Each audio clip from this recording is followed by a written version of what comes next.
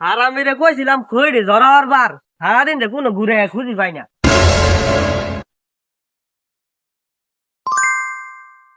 আব্বা কুরবানি ঈদের পরে যে বিয়ার কথা কইছিলেন তাহলে কি মেয়ে দেখবেন ভাইতেন না? কই টাকা মায়ের সারাদিন তো ফ্রি ফায়ার গেম খেলা কানা মেরে দাস কামায়ের। আল্লাহ বিয়ার কথাটা কইলে জ্বালা উঠতে ওঠে যেমন মাথাটার মধ্যে। সবাই বিয়া হইরা আনলো, ওর শ্যামলে বিয়া হইরা আনলো, রফিকুলে বিয়া হইরা আসছে। আমি মনে হয় আমার বিয়াটা খাই আমার ভাইতাম না। আল্লাহ জানে কি যে ঘুরি না। আমার দ্বারা ধরে বিয়া আর সম্ভব না, তুই পাইলে কইরা রাখা। আচ্ছা ঠিক আছে, দেখা যাবানি দেখা যাবানি।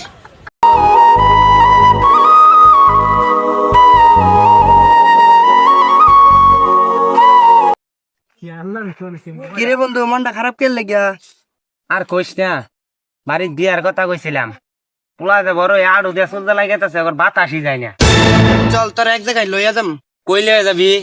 তোর আমি বিয়ার সমিতির কাছে নিয়ে যাম। ইটা আবার কিরম সম্মতি? চল। মনে করেন সব পাইকে গেছে গা, তাও বাপ মাই বিয়া করাই না। আইনে না আইসি আঙ্গর একটা বিয়া আসা দিতে হই না, মানে একটা পাত্র পাত্রী খুশ করে দিলে আমারে। আপনারা একবার ঠিক জায়গায় আসছেন।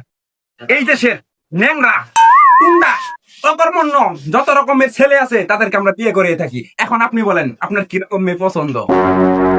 আমার তো মনে করেন টিকটকার মেয়ে পছন্দ। আপনার ইনকাম সোর্স কি? আমি মনে করুন সারাদিন ইন্টারনেট চালাই। বাহ, আপনার জন্য আমরা একটা মেয়ে পেয়েছি। মেয়েটা টিকটক করে সারা বাংলাদেশে, সে হিজাবি গাল নামে পরিচিত, কিন্তু তার অ্যাকাউন্টে কোনো হিজাব করা ভিডিও পাবেন না। সারা দেশে তার মাত্র 38টা ফলোয়ার। কিরাই তো চাই বন্ধু আমরা, তাহলে এটার একটু ব্যবস্থা করে দিন।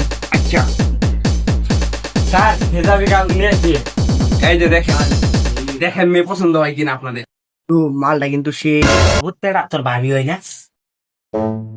আপা আমি তো বিয়া করে হারাইছি। কি করলি বিয়া? বিয়া সম্পত্তি আমার বিয়া করাই দিছি।